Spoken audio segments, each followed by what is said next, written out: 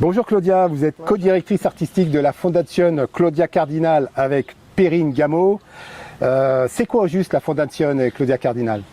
La Fondation Claudia Cardinal, elle a vocation d'accompagner les artistes contemporains dans leur création, de les accueillir en résidence et de collaborer avec d'autres structures et institutions, aussi bien dans un territoire local qu'international. C'est parti d'une envie de passation entre ma mère et moi.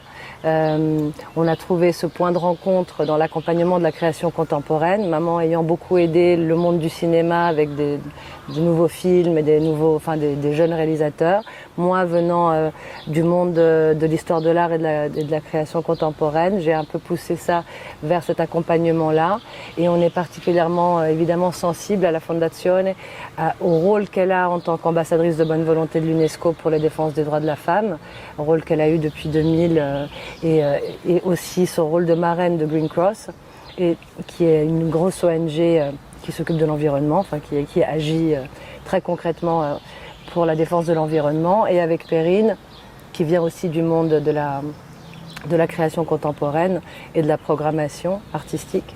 On emmène, on essaye d'accompagner des projets auxquels on est sensible, avec une attention particulière envers les femmes artistes, mais qui ne nous ferme pas à d'autres personnes évidemment, mais on essaie d'être ouvert à ça, sensible à surtout à une sensibilité de ce temps, de notre temps, aussi bien dans les moyens de production que dans le choix artistique. C'est un hommage donc à votre mère évidemment, mais aussi aux artistes et à la création artistique finalement. C'est un peu tout ça. C'est un hommage à maman. Maman, elle a rayonné, elle a eu beaucoup de lumière sur elle toute sa vie. Et c'était assez naturel et spontané de continuer à porter cette lueur dans quelque chose d'autre et dans la transformation et aussi dans justement ce passage, parce que c'est très important d'avoir un relais. Et c'est pour ça que même si on détourne un peu ce qu'elle a été par le biais de la création contemporaine à laquelle elle n'a pas participé directement, on estime qu'elle influe quelque chose d'important dans ce qu'elle a généré elle dans sa vie, qui peut être retransmis et réinjecté dans quelque chose de contemporain et d'actuel. Alors nous sommes ici à Nemours. Pourquoi avoir choisi cette ville? Pourquoi cette propriété du Picardo, comme on l'appelle? C'est un coup de cœur finalement? C'est le hasard, c'est un coup de cœur, c'est un lieu aussi qui nous a permis de rassembler plusieurs projets, celui de la fondation, de la vie de famille, celui aussi d'un restaurant, d'un gîte, enfin de créer un lieu ouvert et extrêmement mouvant, où il se passe beaucoup de choses. Il y a de la programmation, il y a le monde culinaire qui apporte aussi sa culture, sa richesse. Il y a cet endroit magnifique qui était une ancienne tannerie au bord de l'eau. C'était aussi un choix de vie personnel de ma mère, de moi, de la famille. La Seine-et-Marne, c'est des paysans finalement par rapport à ce que vous avez connu à Rome ou à Paris. Oui, disons que c'est étonnant à 1 heure de Paris d'être aussi dépaysé. C'est un territoire dont on est tombé réellement amoureuse, qui est extrêmement riche, aussi bien culturellement que de manière naturelle. Enfin, je veux dire, la richesse de ce territoire est tout le temps, on est tout le temps en train de la découvrir. Avec Perrine, quand on accompagne des artistes en résidence, on veille vraiment à leur faire vivre cet espace, ce territoire, dans son histoire multiple qui va de la préhistoire à l'industriel, aux peintres de Barbizon, à la forêt. Enfin, il y a énormément de tiroirs à ouvrir dans ce territoire qui sont très inspirants et qu'on essaye de transmettre aussi, de faire le lien avec les artistes qui viennent en résidence ici. Pour qu'ils s'enrichissent et qu'ils prennent inspiration de ce territoire que nous, en tout cas, on trouve très inspirant. Et donc, il y a aussi un restaurant et des gîtes, vous en avez un petit peu parlé. Qui a eu l'idée de cette option de restauration culinaire italienne, évidemment? Italienne, mais créative.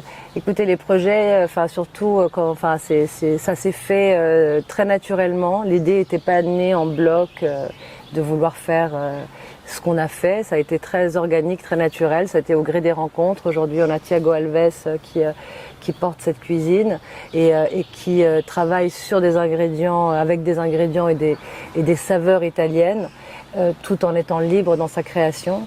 On travaille énormément avec des maraîchers locaux, donc on essaye d'être très implanté dans le territoire. Évidemment, il y a des produits qu'on importe d'Italie parce qu'ils sont spécifiques, mais on essaye au plus de travailler avec des producteurs locaux.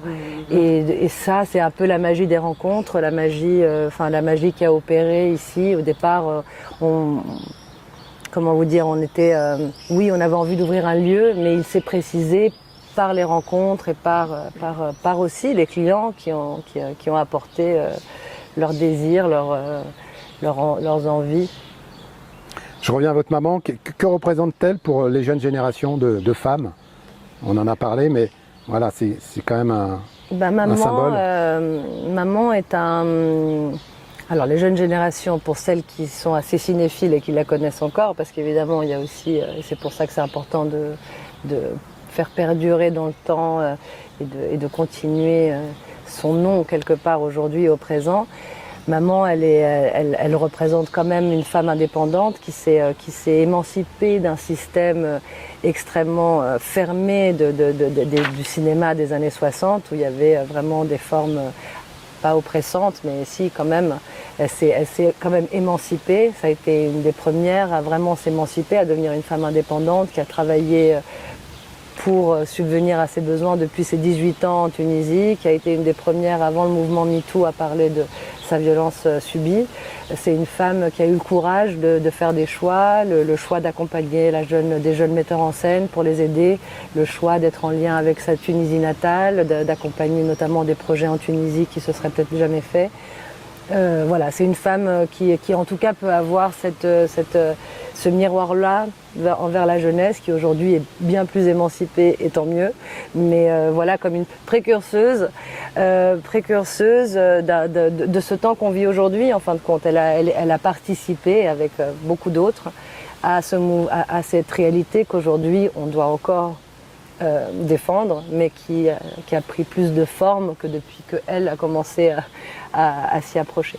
Si vous deviez la définir d'un seul mot, ce serait lequel? Indomptable.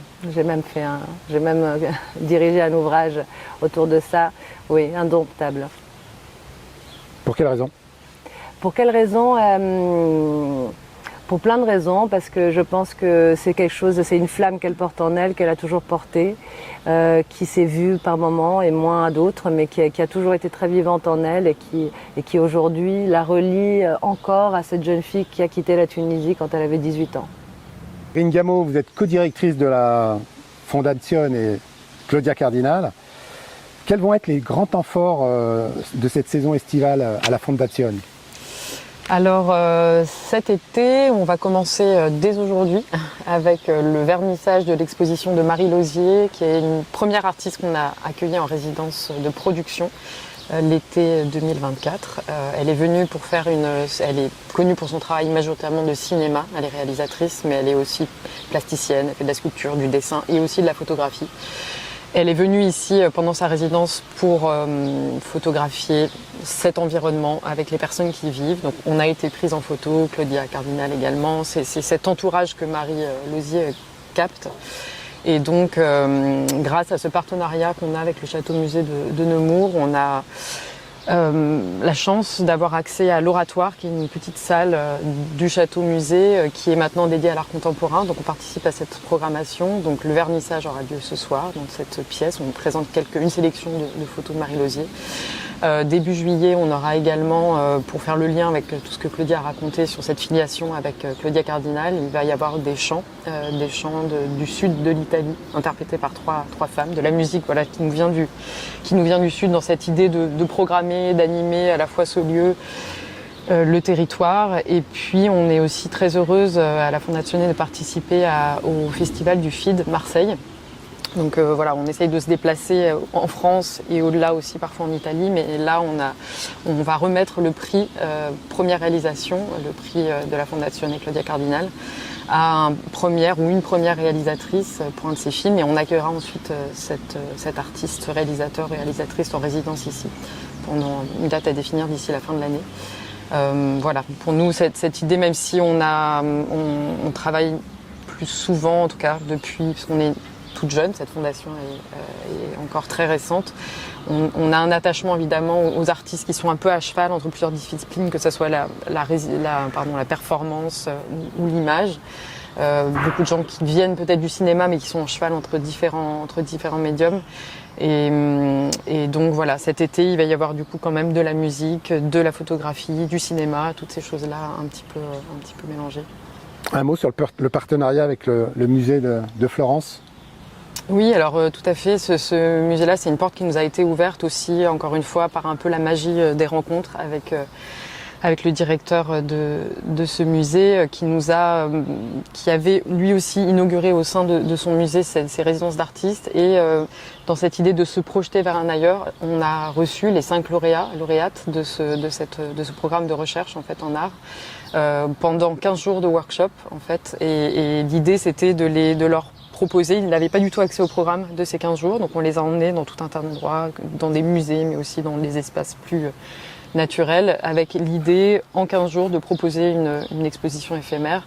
Donc ça a été un temps très intense, très fort et très...